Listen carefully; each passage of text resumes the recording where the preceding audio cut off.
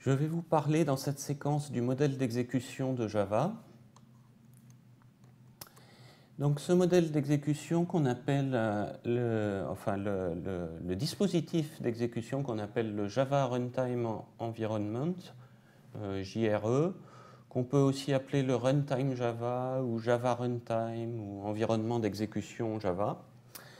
C'est deux composantes qui permettent d'exécuter les programmes Java et qui doivent être présentes sur la machine pour qu'on puisse exécuter le programme en question.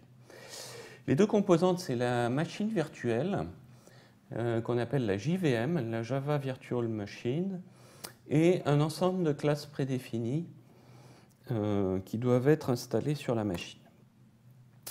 La machine virtuelle, pour commencer, c'est comme un ordinateur avec son processeur, sa mémoire, son langage machine.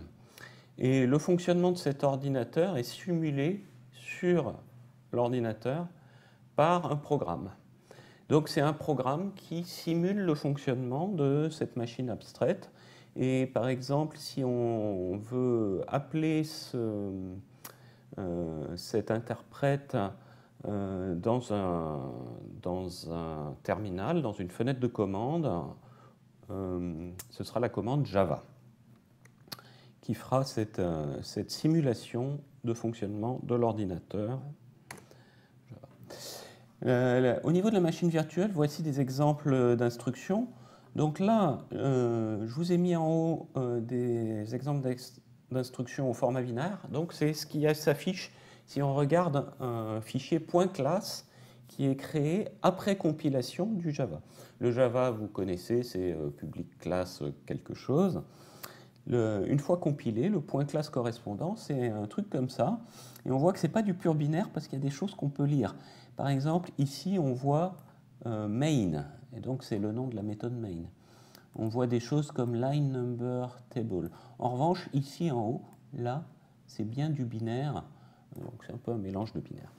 Et puis il existe un moyen, un format texte qui permet d'afficher le langage machine pour un humain si on veut aller regarder, contrôler ou par curiosité. Et donc on voit ici des noms d'instructions et des paramètres ici, dièse4, dièse5, dièse6, qui sont des références à des choses dans la mémoire. Un vox statique, par exemple, c'est quelque chose qui permet d'exécuter une méthode. Quelle méthode? La méthode qui est la référence est dans un certain endroit de la mémoire. eStore1, c'est probablement une instruction pour stocker 1 dans un registre. Bon, je ne vais pas m'attarder là-dessus. D'ailleurs, je ne connais pas très bien ce langage. C'est un euphémisme. Passons au deuxième élément de l'environnement d'exécution Java. C'est un gros ensemble de classes. Et quand je dis un gros ensemble, par exemple pour la version 1.8, c'est plus de 20 000 classes. Donc ça peut paraître énorme. Et ces classes, elles doivent être présentes sur tous les ordinateurs ayant Java. Ça fait partie de Java. Vous ne pouvez pas dire que vous faites du Java si vous n'avez pas vos 20 000 classes installées sur l'ordinateur. Et 20 000, c'est dans la version 1.8. Maintenant, on est passé en 1.9, il y en a peut-être un peu plus. Et ces classes, elles gèrent beaucoup de choses d'usage courant, comme par exemple les fichiers, les réseaux, le réseau, l'interface graphique, les structures de données, l'accès aux bases de données, et j'en oublie. Beaucoup de choses. Et le fait que la gestion de ces différents éléments soit faite dans des bibliothèques présentes sur l'ordinateur, ça fait que les éléments correspondants n'ont pas à être dans votre programme. Donc votre programme, du coup, est plus petit.